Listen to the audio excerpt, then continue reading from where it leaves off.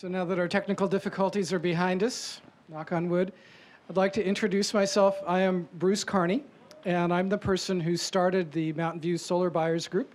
The genesis of it was a visit I paid in the middle of January to a home in Portola Valley where I met a man named Armand Neukermans.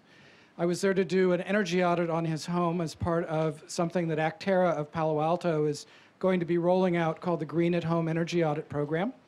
And Armand told me that he had just put together a buying coalition of about 70 families in Portola Valley, and that they had gotten solar panels for their homes at a 30% discount over the market price. I had been doing enough research on solar on my own to know that a 30% discount would bring the price of solar below PG&E's Tier 1 rate, and I wondered whether or not something like that might be possible in Mountain View, where I've lived for the last 25 years. Armand and his folks in Portola Valley had worked with a company called SolarCity, who they had found by doing what you would normally do when putting together a co-op, which is to aggregate the purchasing power and then go out and find a vendor who can give you the best price. But being lazy and wanting to move quickly, I didn't do that. I just called SolarCity and said, will you give us the same deal that you gave Portola Valley? If I can put together enough people, can we have that price? And the answer I got back was, yes, if you put together enough Mountain View homeowners and business owners, we can give you the same price we gave Portola Valley. So I took that challenge on, started sending out emails to people I know, using email lists that I'm familiar with, writing in the old Mountain View neighborhood newsletter, which I edit.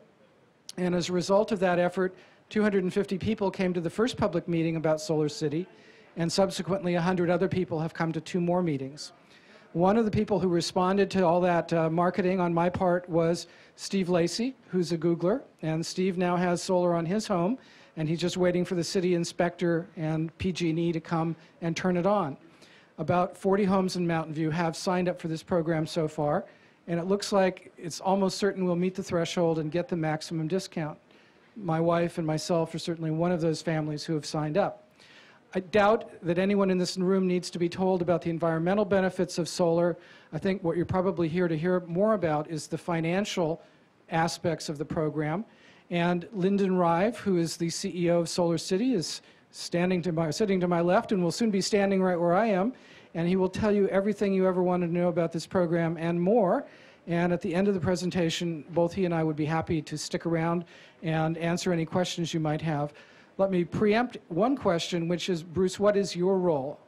My role is as somebody who really wants to help the environment. I'm not being paid by SolarCity to do this. The reason I'm dressed in this odd attire is I had a job interview today, but for the last few months I haven't been working, and I've had an opportunity to use some of my free time as I'm retooling myself into more of an environmentalist to try and advance solar in the city of Mountain View. I mean, if I can spend $12,000 of my money and leverage $1 million of my neighbor's money to put solar on their rooftops, it will be the best investment of time and my money that I've ever put out. So please give Lyndon your attention.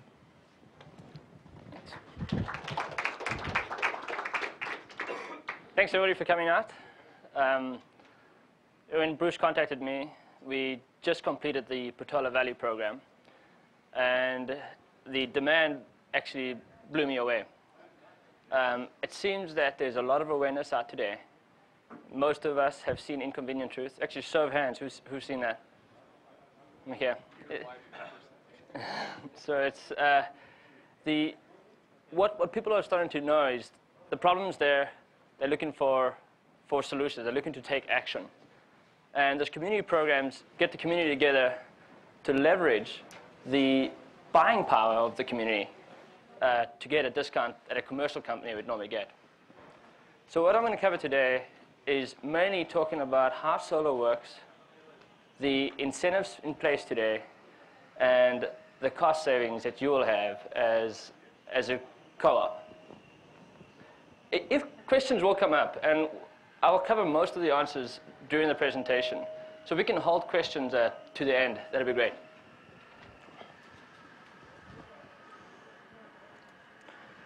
This is a quote from Bruce that I always use. I really think it's impactful. The thing I'd like to point out is this picture. This was published in the New York Times about a month and a half ago. And this is when the UN essentially admitted and said that global warming is a real issue. So instead of talking about it, I thought a picture is worth more than 1,000 words in this case. Well, back to electricity. Who here own homes? Okay. So you've all seen this price increase. So it's consistently increasing. It will have its ups and downs. The market tends to be volatile. But over the last 30 years, it increases and it's going to stay increasing. Our dependency on foreign fuels is not reducing. So the price will continue to increase. Show of hands, just whose electric bill is above $87 a month? Okay, that's great. Oh, it's not good, but it actually helps for the return on investment for solar. We had a meeting, and the thing about Mountain View, the climate, it's natural air conditioning. It's never too hot, never too warm, and never too cold. It's just perfect. So you don't spend a lot of electricity in air conditioning. The point here is that electricity is sold in tiers. The more you use, the more expensive it is, which makes a lot of sense. Believe it or not, there are coal-polluting states that the more you use, the cheaper discount you get. That's backwards thinking. We'll work on those states later. So the first two tiers is the base tier. That's 13, 11 cents. It has a dramatic increase. It jumps to 22 cents, then 32, and then 37. Just to put it in perspective, where you know if your electric bill is above 240, you're in the top tiers. If it's above 87, you're in the average market. Who's in the top tiers? Yeah, you guys, we know there's more than you. In Woodside, we're doing this program in Woodside as well. In fact, we're doing the program in Woodside, Mountain View, and Menlo Park. In Woodside, we had a similar conference, and we asked whose electric bill is under $250 a month. Not one hand. It's the most expensive electric bill I've seen. Monthly electric bill was just under $10,000. But they're going to go solar to eliminate their bill. So the beauty of solar is it actually addresses your top tiers. So you end up selling to PG&E the expensive electricity. There's this new program called net metering. Well, it's not that new. It's been around for about 5 or 6 years, which forces the utility to buy the electricity that you produce at market rate. Solar producers during the most expensive electricity time, which is from noon to 6 or 1 to 7, depending on the different rate structures. This is when all the office buildings are cranking up the air conditioning, and price of electricity is expensive. It's about 30 cents a kilowatt hour. Your solar system is producing that, and you're selling it to PG&E at 30 cents a kilowatt hour.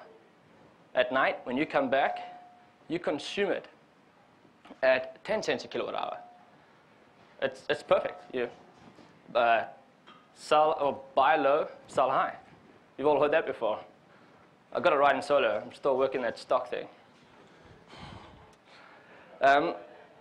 Solar is not a new technology. It's not like computers. It's not like software. Microsoft's not going to come up with Vista and replace the technology. It's proven. It's been around for many years. There are solar systems that are 50 years old out there that are still producing electrons. The technology will evolve, but it's not going to be dramatic shifts as you'll see in the software industry. The thing I like to point out about this graph is just showing you the adoption of solar in California since the introduction of net metering. You'll see for the last many years, most of the solar has been off-grid solar, so people that do not have access to the utility, and they need battery backup system, and that was the solar market. Since the introduction of net metering, it's just exploded. California is the leading state right now in the US with solar because it makes financial sense. The environmentalists in all of us get us to look at solar. What actually gets us to buy it is when you look at the return on investment.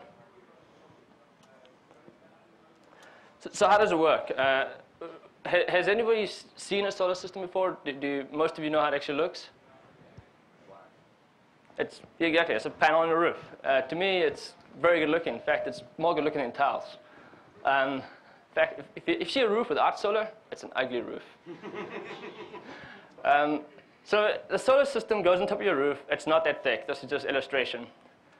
It goes then through an inverter, which connects to your panel. If you're at home, you actually use your solar electricity. If you're not at home, your meter will move backwards. It's a fun novelty to see your meter move backwards, but there's only that much excitement you can get out of your meter moving backwards. So after a while, you stop looking at it. But we monitor it for you forever. So you know that your system's always under our watch. So in the event that something ever happens, we can react to it. The likelihood of something happening is very small. Otherwise, we wouldn't offer that service for free. We offer it for free. And then all the excess electricity that you produce during the day goes back to the utility, and you build this credit. Your electric bill goes from a monthly electric bill to a yearly electric bill. So in the summer, you overproduce the electricity that you consume. In the winter, you consume more than you produce. Net, you want to try and eliminate about 90–95% of your bill. You don't want to eliminate more than 100%, as PG&E will not give you more money than you consume. So you'll end up giving green electricity to PG&E, which some customers don't mind doing that. So I thought I'd show you this. We have got to love one of your programs tremendously. In fact, we incorporate it into every one of our commercial designs. So we did one for a little residential. It just explains and we're still amateurs. We're just getting to know this program. That's how a solar system goes in your roof.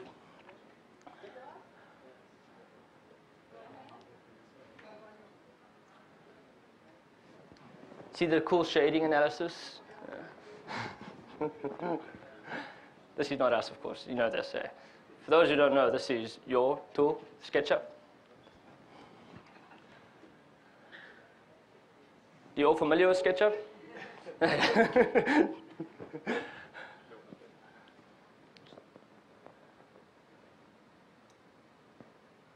So one day, maybe 5 years from now, when we look at the Google Earth pictures, and you look at residents, you just see homes with solar systems.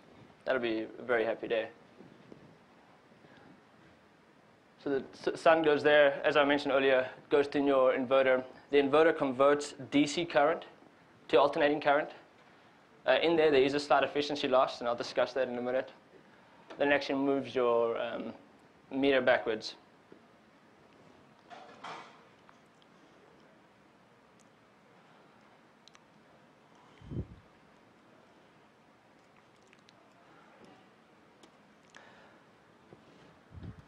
So in the conversion of DC to AC, there is some efficiency loss. Direct current is what gets produced from the solar modules itself. It goes into the inverter and gets converted into alternating current, which is what the grid uses, what your house uses. In that loss is about a 15 to 18% loss. There's also something called the CEC rating for the solar panel. The panel manufacturers rate the efficiency of their own products. Well, of course, there's slight bias in their own rating. So the CEC rates every module themselves. And you combine those things together. You combine the efficiency loss of the inverter, the true module rating, the AC module rating, and the heat will give you the AC result. Often you'll see, if you do go out and get competitive bids, which I encourage you to do because it's always fun when you see the difference in pricing, make sure they aren't quoting you in DC. If it's a 3 kilowatt system DC, it's more like a 1.5 kilowatt system, sorry, a 2.5 kilowatt system AC. So you really want to make sure you're matching AC to AC. As, in fact, if someone presents DC, I find it misleading because it's much bigger than it really is. So always make sure that you're looking at AC, and that will give you a true AC per watt. And the market pricing, I'll get into that, is around $10 AC. So what happens in order for us to determine whether solar is a good fit for your house? We'll actually come to your house.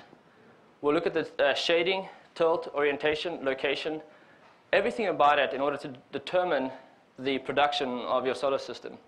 We'll then calculate into a financial return and present you with a proposal. That proposal will tell you your return on investment. If your electric bill is below $80, in most cases, the return is not so great. It's not bad, but you can probably do a better return in a stock market. We have a lot of customers. In fact, the smallest customer in Mountain View has an electric bill of $24.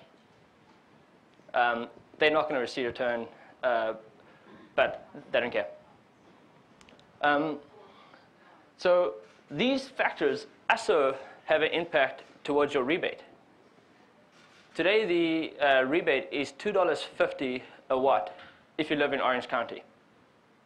I don't think any of these homes are in Orange County. So there's a design factor that goes to that.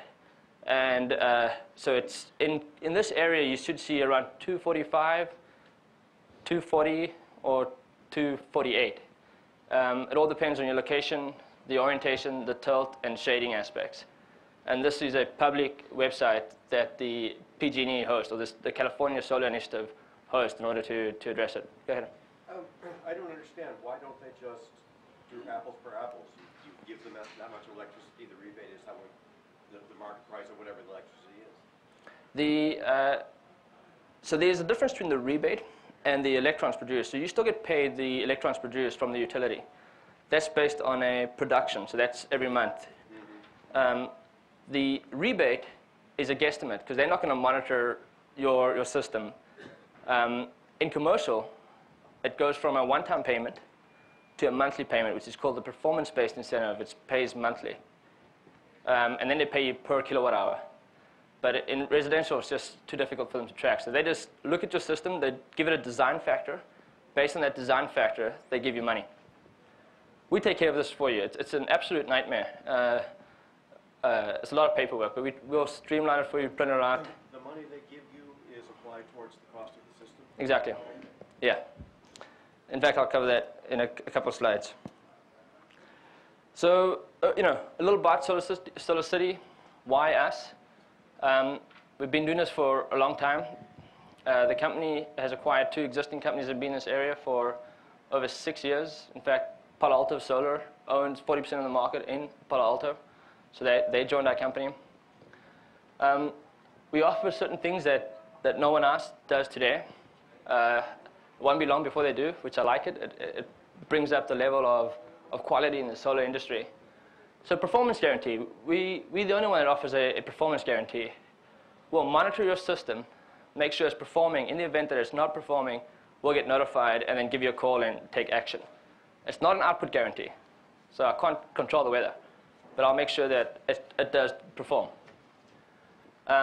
Best price, you're not going to see a better price. The pricing is public information. Every solar system that gets installed is public knowledge, so I know what the pricing out there is. 10-year warranty. Most of the warranties today are 5 years. We're offering a 10-year full-service warranty. And then we'll float the rebate, to your question. The rebate takes 4 to 6 months to get paid. We'll float that for you. We view that as your last payment. So what is the company's vision? Where do I see myself today? Where do I see myself in the future? The company's vision is to bring trust into the solar industry, create a trusted brand, but at the same time, reduce the cost of installed watt without sacrificing quality. We can easily reduce the cost of installed watt if you sacrifice quality, but you don't want to do that. And this community program is one of our first initiatives to reduce the cost per installed watt. The company's goal is to keep up with the rebate reduction. That's a tough goal. I think the rebate reduction will exceed our ability to keep up with it for probably the next year or two, and then we'll catch up again. But the rebate is dropping fast. very fast. We are in the level that we should be, that they were forecast us to be at this time with the rebate in 2009, and we're 3 months into the program. So it's almost a 12x incorrect forecast. This is especially for commercial. We have the highest certification available. This number is changing all the time. We're actually closer to 80, 81, 82 employees, and well-funded. The main funder is a person named Elon Musk. He was the founder of PayPal. He also is the primary investor in Tesla Motors. Have you heard of Tesla Motors? So he really has an incredible vision. You combine electric vehicles with solar, you're carbon neutral. In fact, you can even be carbon positive. So it really creates a sustainable life or renewable life. This is a demonstration of our technology. So our technology is still in development. It'll probably be installed about 4 to 5 months after your installation actually gets done. My previous company was a software company. We did remote monitoring. That's what we did. So the financials. Go ahead. On that last slide, what was that you said? You said it takes 6 months to do what? Our monitoring tool is in alpha right now. We've got it deployed to a couple of customers. It will most likely get deployed to your system between 4 or 6 months after the installation actually occurred, which is not an issue. The things if something ever goes wrong with your solar system, it's in the first month or around year 5 or 6. The first month, the novelty is definitely there. You go to that meter, look at it spinning back. But after the first month, then the novelty is not there anymore. So this is the rebate program. It's right now at $2.50. It's going to drop very soon to $2.20, and just keeps on dropping. Commercial's already here. So they were expecting to be in step 4 in 2009. And eventually it's just going to get down to close to nothing. The program is designed to incent early adopters. So the earlier that you adopt solar, the cheaper it is for you. People ask me, when's the best time to buy solar?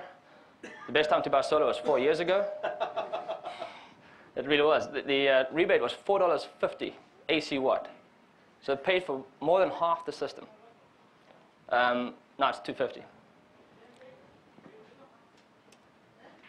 In fact, I've had customers that have attended these seminars, and they, wow, my neighbor bought solar 4 years ago, and your price is not much better. Well, $4.50 rebate is what made the difference. So I thought I'd illustrate an exact comparison to the cost savings that you'd see based on waiting to go solar or jumping on board on this program. So the market price right now is just a little above $10. The price that we're offering is $7.90. This is AC watt. If you wait, the next step in the rebate is going to be $2.15. If you react now, your rebate, and remember this is plus or minus, will be $2.45. You articulate this out. So a 3 kilowatt system, which is about the average size in Mountain View. The system cost will be about $30,000 market price. Ours will be $23,000. The rebate reduction will be 6 if you wait. If you react right now, it'll be 7. Your end result, a system would cost you out of pocket $16,000 versus $23,000. There is this federal tax credit that will reduce this down to $14,000. There's possibility for an extended tax credit that would take that $2,000 to 30% of the system cost. But I don't want to set your hopes too high. If that will be retrofit to any system bought before from January 1st of this year. So if it does come through, great. If it doesn't, it's still a great offering. So essentially $14,000 for the average solar system in Mountain View. Now, there's a caveat. The caveat is, in order for me to offer this pricing, I do need to hit efficiency of scale. If I don't achieve it, then it just doesn't work for me. The target is 175. We're about 120, 100, around there. We're about 41 homes. I'm confident we're going to exceed 175 by a healthy margin. Go ahead. How do you define community? It's purely defined by me. It's first thing that's required is to understand the community mentality. You know, will the community embrace a co-op? So we have people reaching out to us every day saying, please start a community program in our area. Bruce reached out to us beginning of the year and was really for solar. And that's what we need in order to see the adoption. Because we can't spend much money in marketing or advertising, otherwise we can't offer the program. So the program is done based on who reaches out to us, so more opportunistic. Mountain View reached out to us, Miller Park reached out to us, Woodside reached out to us. So these are all the programs we're running now. Once we complete these programs, we'll run more, but we can't run more than that at this stage. So if we don't live in Mountain View, Menlo Park, or Woodplace, you name it, Woodside, yeah, then forget it, we don't get this yet. Oh, you'll still get a great deal. So we offer best price guaranteed throughout most of California. So today we have offices in LA, San Diego, Fresno, Sacramento, North Bay, East Bay. So if you live in any of those areas, it won't be this price. Probably be closer to 9, but it'll still be better than market price.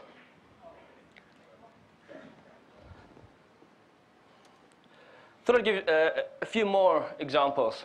So if your electric bill is around 80, you probably could do with the 3 kilowatt system. Cost you about 15,000. You'd save 7,000 from market price. If you have a high electric bill, for those who did not want to put up their hands, 7.5 kilowatt system will cost a little more, but your payback's a lot faster. So I like this illustration saying that essentially the larger your electric bill, the better the return on investment. That customer I talked to you about that had that massive electric bill, they have a 5-year payback. Now there's this new bank called New Resource Bank. Have any of you heard of this bank in San Francisco? It's a bank that's focused on green investments. They're relatively new, and they've come up with home equity loans customized for solar. In order to get a home equity loan, it's often very painful. These guys, you just do it through a fax application. You get approved or disapproved within 24 hours, and it's customized for little loans of $30,000 or $20,000. So they make the process real easy. They have pretty good rates, and the golden number is $150. If your electric bill is above $150 a month, you're cash flow positive from day one if you finance the system. The financing cost combined with your new electric bill is less than your old electric bill. So for those who have an electric bill of over 150, there's no reason why you should not explore solar. It's going to be free money to you, and it will be green. Often we get the question, especially this customer, a couple of customers that have electric bills of $25. They will see the payback.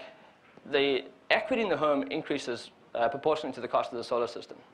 So Wells Fargo did a study, and they said it's the best home improvement you can do. And it's changing. The mentality towards solar is changing. An example I use, this doesn't happen too often. We ran across a customer that says, I want my solar system in front of the house. So, well, it's not the best place. It's facing north. He goes, no, I want everybody to see the solar system. So we really tried hard to convince him not to do it, but he doesn't care. He feels that the impact that he will have by showing other people to go solar will be more than the additional savings you would have of having it face south. Not all homes are the same. I wish they were, but they're not. So some homes are 3 stories high, tile roof, and somewhat of a death trap. So you've got to tie down, and it takes a lot of time to install. But we still want them to participate. So they are, depending on the complexity of the home, if it's a tile, it is additional cost. So it's cost per watt. Just want to set your expectations. So if you do get a proposal that it's not $790, there is an adder for tile roof or multi-story or trenching. Some people have a ground mount system. We've got to trench 200 yards. So those are all additional costs. Program details. Talk a little about the success of Portola Valley. It was an 8-week program, so a little shorter than this one. It was November, December. The goal was 175 kilowatts. We ended up with 355. The average size was 4.5 kilowatts, so it was just a little bigger than the Mountain View average size. I was very nervous. On week 6, we were around 80 kilowatts. Week 7 and 8, it's just this flood that came in. We worked Christmas, we worked every single day, every night to accommodate that. So I tried to implement a program to prevent that from happening, but it didn't work too well. I'll tell you now what happened. But Armand Nickerman, because of his efforts in telling his community to go solar, they have reduced 3.5 million pounds of CO2 emission. That's great. Solar is a measurable aspect. So if you want to take action, you can actually measure the result.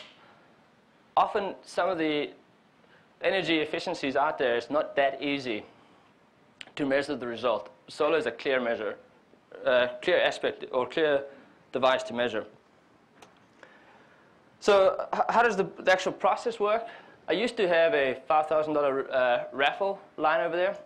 So in order to prevent the infusion of customers coming on board the last 2 weeks, I offered up a $5,000 raffle for the first 30 that came on board. So that raffle is going to be announced our next conference. I think it's April 16th. Is that right? 17th. 17th? So we'll have somebody pull out the raffle. But we're already over the 30 mark, so it doesn't really apply to you guys. It's should have come to those earlier conferences. Anyway, so we do the assessment. Someone will give you a call. In fact, did you all get little brochures? Who didn't get a brochure? Do we have any more brochures? Okay. On the brochure itself, there's a little site assessment card. If you can write your name as clear as possible and phone number, we'll give you a call to set up a site assessment. So I have an entire team. The job in Mountain View is to do site assessments. Based on that, we'll be able to print out your proposal. So if you decide to go, you sign the contract, we take a 10% deposit, and then we file for your rebate. We file immediately, as we don't want you to hit that next tier. We'll send a field engineer out who actually does the final design, which we do the AutoCAD diagram and get the permit approved. And then once the permit gets approved, we'll start delivering the equipment. In some cases, we may actually deliver the equipment before we do the installation, up to 2 weeks before the time. If you can accommodate it. If you're not, we'll find a place to store it. What I do is I go out and buy all these panels in bulk and then start delivering it. Actually, some of our Mountain View residents have actually already started getting installations done. Steve's one. That was totally coincident, not because he organized Google. So the installation occurs, and then there's the fun period of waiting. Your solar system's there, you're all excited about it, it's up on your roof, and all you're going to do is just pull this one little lever, and it produces electricity, but you cannot. You've got to wait for PG&E to come out there, and they have to sign off. They used to be 10 days, they've increased it to 30, they may even increase it to 60. So you just got to wait for them to come out there. Once the sign-off occurs, then the rebate gets approved. That's essentially your final payment. When we deliver the equipment, that's your final cash payment. But your true final payment is when you sign off the rebate to us. And then we still have to wait another 4 months before we collect that. Any questions on this process? Go ahead. Have you ever heard of anybody pulling that lever before PGA came? I haven't heard of a SOL. And maybe every one of my customers, but it happens all the time. If it does happen, I'll just recommend you turn it off before the PG&E guy shows up. They don't like it. Did you turn it on? You turned it on, hey? Yeah, I have it on during the weekends. Yeah. But I don't know when they're going to show up, so. Yeah, they're so used to it, but it's not recommended. I get a hand slap. Go ahead. Is there equipment that can be run directly from DC power? It's tough, but you can't sell it back to the utility there. So that's where you make your money. Who's the final rebate payment coming from? The California Solar Initiative, which is actually managed by PG&E. Or it's managed by whichever the utility is in the area. So it could be Southern California, Edison, if you're in Southern California. And then you also said you can't get paid for more electricity than you consume. That's right. Can you talk about that a little bit more? So the program is designed to eliminate your bill. If you have a solar system, let's say you only need a 3 kilowatt system, you install a 6 kilowatt system. That excess electricity that you produce, PG&E thanks you. They won't even send you a gift card, but they thank you. You're just giving electricity to your neighbors. Green electricity, but there's no compensation. It doesn't add up to the next year. So it just, after the year, they take your credit. And if you've produced more than you consume, then it's just lost money. Excuse me, is there any legislation in place to change that? They might. There's some push, but even if they were to change, it'll be at wholesale, not at retail. So it would be reduced down to 4 cents a kilowatt hour, and it's still not worth it. When we size your system, we take entire years of electric bill to get a really close estimate, and it's pretty accurate. So we normally do around 90–95%, unless you're getting a Tesla, and then we add additional kilowatt, 1.5 kilowatts, 2 kilowatts. So we actually install the charging stations for the Teslas. So we do have a few customers that do have Teslas. Go ahead. You said the rebate is based on the size of the system, so if you get one that's a little bit too big, you still get a higher rebate. Is that true? They also base it on your electricity consumption. If you size the system larger than your production, and you say why you're doing it, then they will pay you that additional rebate. If you're just doing it and you can't justify why, then you won't get that additional rebate. In fact, they won't even approve your application. Go ahead. So we could just say that we're planning to buy an electric car and we need the extra. Yeah, you could, exactly. Yeah, no problem. But now, But remember, the payback won't occur because most of your money is from net metering. And so you get the rebate additional discount, but you're not going to make your money back from electricity. now over time, do the solar panels lose a little bit of efficiency so that if you maybe should scale it up a little bit, anticipating a little loss in the future? Yeah, it's minuscule. It really is tiny. So 0.5%, forecasted 0.5% per year. So it's really, really tiny. I'd really suggest sticking to no more than 95%. In fact, if you have the consultant come out, doesn't like this hand. I'll leave the hand down here. If you have the consultant come out, they could even toggle. The cost difference between making it 95 to, like, let's say 98%, it's a big difference because you're hitting those bottom tiers instead of the higher tiers. I have a question about how it works. So do we have, does PG&E have to be working in order for us to get electricity? Great question. So what happens if there's a blackout, in other words? Your solar system will not be producing electricity. So the inverter senses the frequency of the utility. It's a safety precaution, because if there's a blackout, PG&E is sending somebody else to fix the problem. They think the electricity is off. If the electricity is not off, they're going to get a shock. So it turns off. So it's built into it, so it has to turn off. Are there smart systems that are available that can detect when the grid goes offline and take your system completely offline until grid power is restored? Yeah, there's this product called GridPoint. It's not cheap. It's about $10,000. It has a set of batteries in it as well. And then if the utility goes off, you can wire it with certain, whatever load you want it to carry. And it has 3 kilowatt hours built into it. But any battery backup system, unless there's a specific need for you, it makes no sense whatsoever. You do run across the 1 or 2 individuals that absolutely hate not having power for 1 hour. And they're willing to pay $10,000 to prevent that from happening. But it's not a financial decision at all. You talked about the meter going backwards. Yeah. The rates are different during the day and at night. So how do they know when? It's not just sampling the meter every month.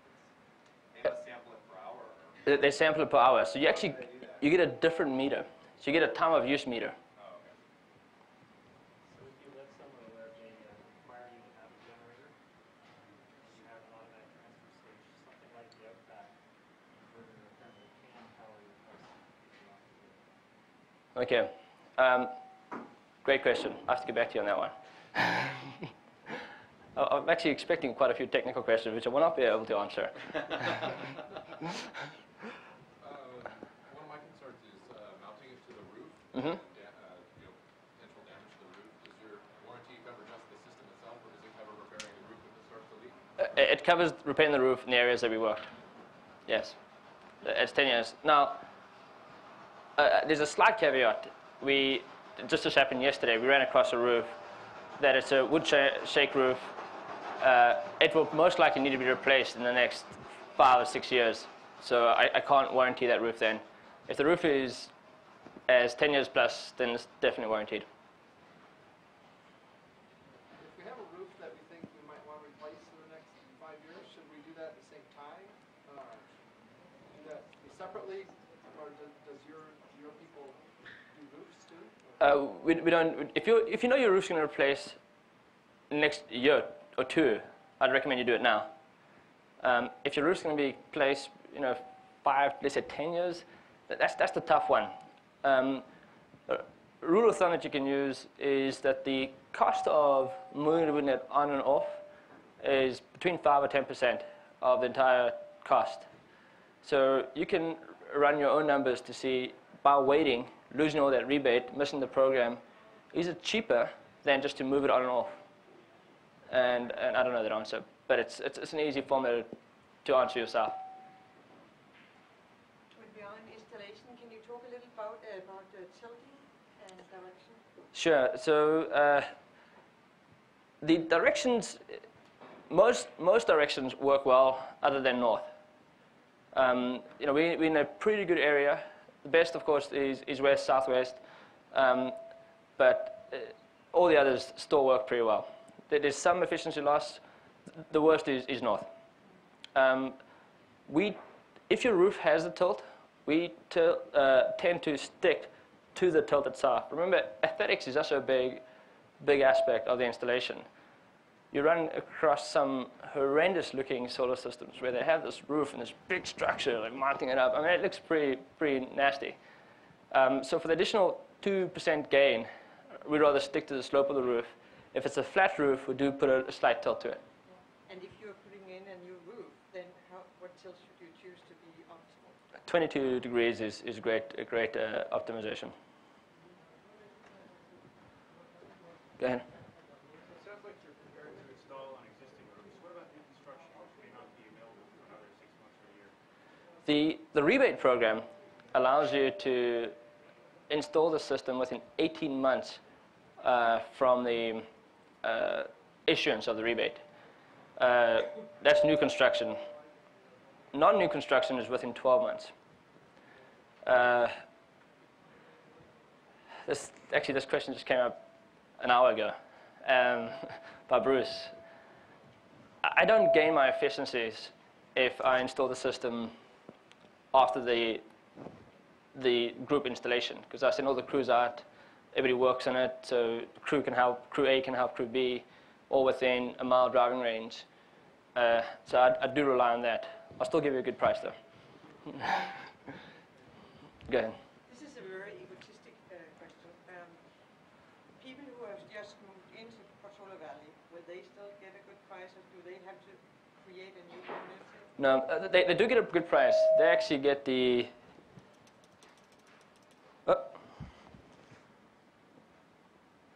they get the 840 price, which is still significantly below market.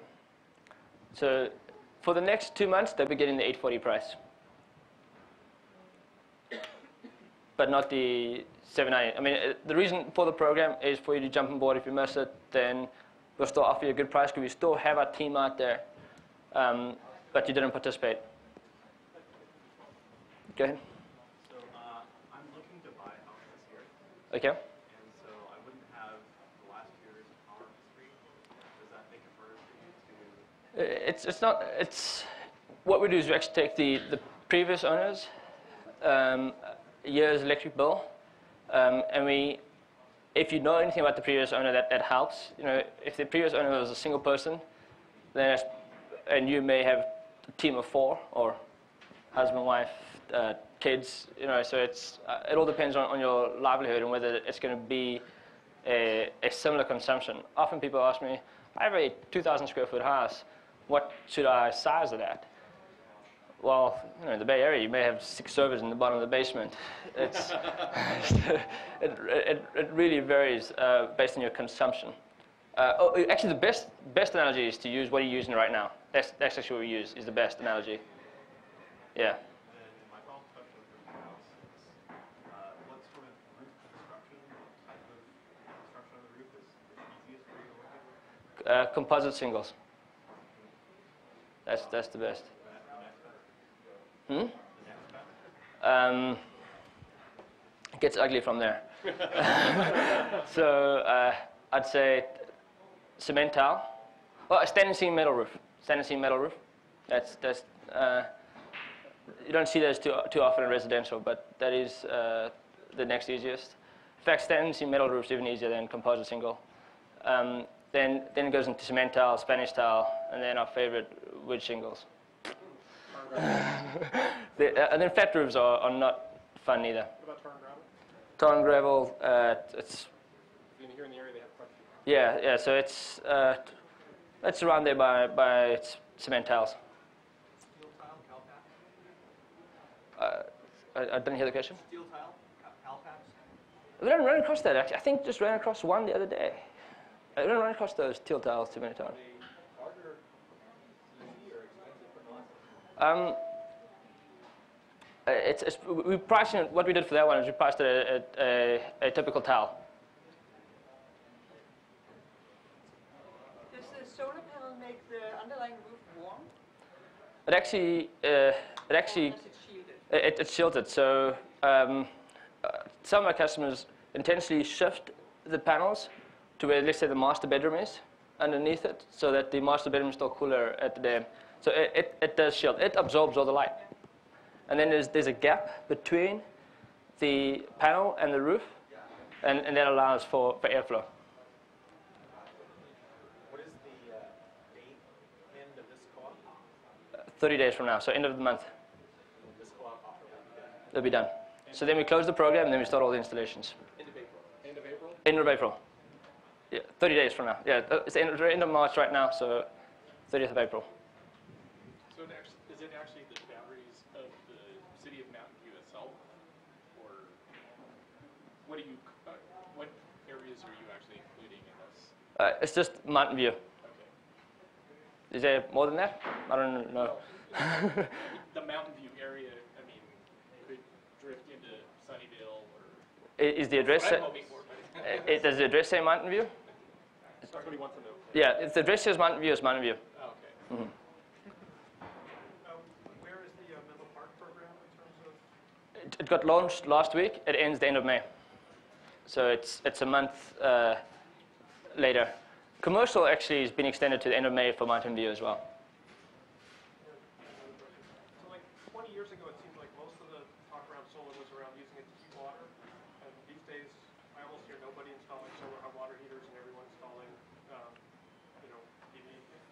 Is that just because of the rebate structure, or I feel like I actually spend more to heat water than I probably do for lights and electricity? Yeah, solar thermal has been around for a long time. The rebates make a big difference. It's two different skills. You're dealing with plumbers and electricians, and we only electricians. So there's not enough business in solar thermal for a company like us to get into it. So that's why the adoption probably is not that high. Plus, it does tend to have a lot more labor and maintenance associated than with electric. Lyndon, I'd like to tack on to that, because you're a solar electric guy.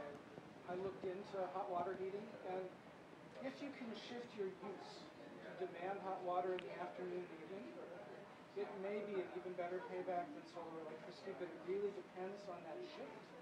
It also may depend on how old your existing hot water tank is, and whether you've already invested in a tankless hot water heater. So the ROI is there, but it depends on some behavioral issues, whereas this, once it's up and running, you can just forget about it. Go ahead. The other point on that is PG&E doesn't buy your excess hot water. It just sits there, you use it, PG&E is a great battery. Actually, PG&E is the most efficient battery in the world. It's actually one of those few batteries that actually give you more power than if you need it, than you actually give it. Yeah. Yeah, I live in Santa Clara. We don't get our electricity from PG&E. Santa Clara has its own electric company. Yeah. How does that change things? It changes things quite dramatically. They do get up and leave is what you're saying. No, they actually, I think they have a more aggressive rebate program. Oh. I think theirs is around $3 a watt, but your cost of electricity is cheaper.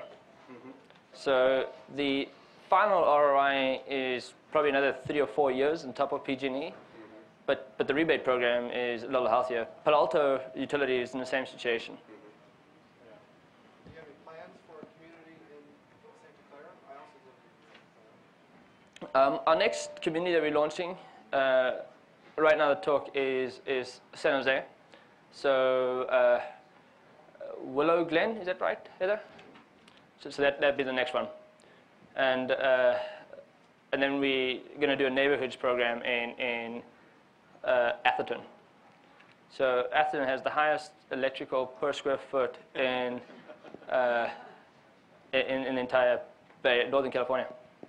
So per square foot, so it's not because they have bigger houses they spend more electricity. Per square foot, the electrical consumption is the highest. Woodside is second. So the way I view it is get the polluters first, big polluters first. Go ahead. A lot of what you've been talking about is residential installations and how PG&E interacts. And what about apartment buildings? So there's like 12 apartment buildings near my house, and their roofs are flat and sunny. What would they do? Is there any instrument for them to somehow aggregate the people who live there?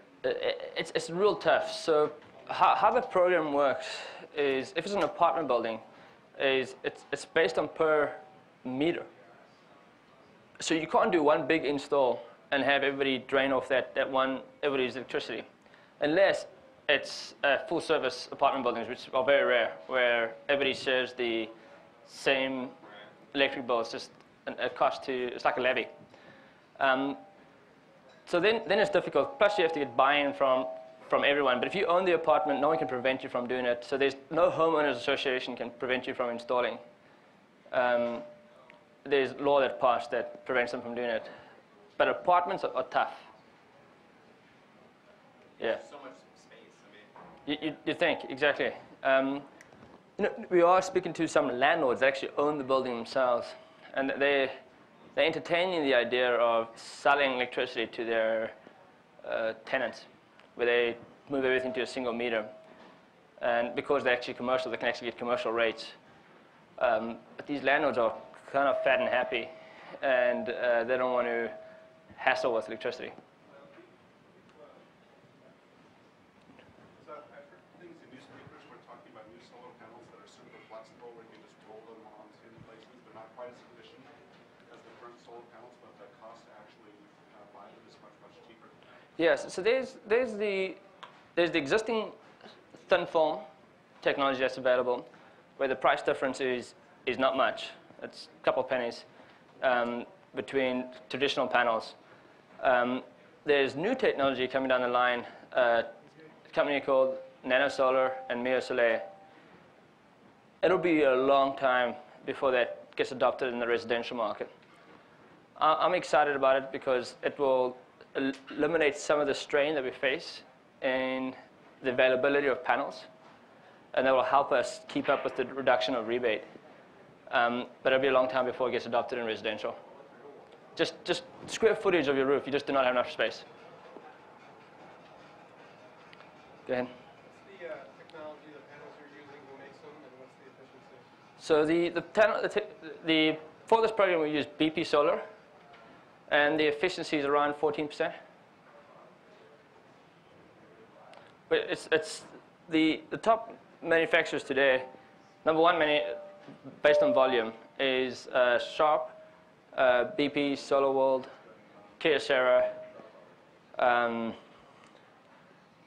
Mitsubishi, Sanyo, and then there's a couple of other players. There's SunPower, which is high efficient, but volume-wise, they're still pretty tiny in market share. Price per watt, it's a little more expensive. So we do offer Sanyo modules, which is the most efficient module on the market today. SunPower is the most efficient cell. They actually have the most efficient module, but its price per watt is a little more expensive. It's about 50 cents additional. So unless you have roof space limitations, financially, I would not recommend it. Go ahead. How big a roof do you need for a 3 kilowatt system? About 300 square feet. So 1 kilowatt equals 100 square feet. Roughly. Go ahead. You put one of these panels on your house. I assume that means your house will be reassessed and your property taxes will go up? Great question. So there's exemption. So your property tax did not increase for solar investment. That would suck, eh? Go ahead.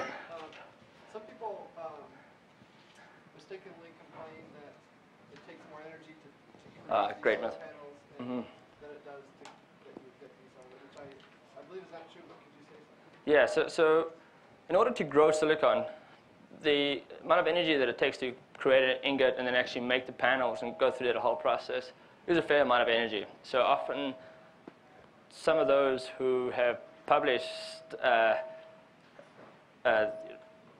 using some analogy 30 years ago, smoking wasn't bad for you. Have you guys seen Thank You for Smoking? Okay. So a lot of people are publishing bad stories about solar. In reality, it's 2 to 3 years or 2 to 4 years, depending on the manufacturer, when the electricity produced from the panel exceeds the production from that panel.